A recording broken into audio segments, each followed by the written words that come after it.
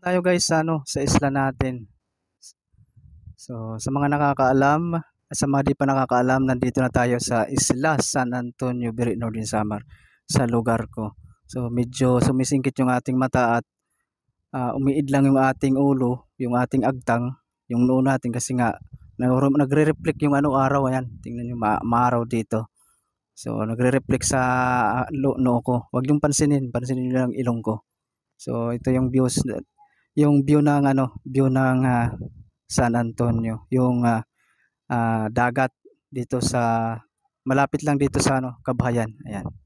Yan yung mga Kabahayan. May mga motorboat. So ito muna yung ating vlog ngayon. Wala muna tayong mga ibang vlog kasi nga nandito tayo sa isla. So yung mga muna natin, mga nakikita nyong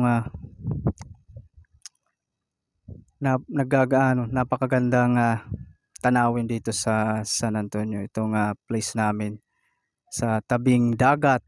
Yan, yung Kabahayan. Papalibutan kasi yung isla namin ng dagat. So, yan. So, ito muna. So, thank you ka Jurut-Jurut sa panonood. Maraming salamat.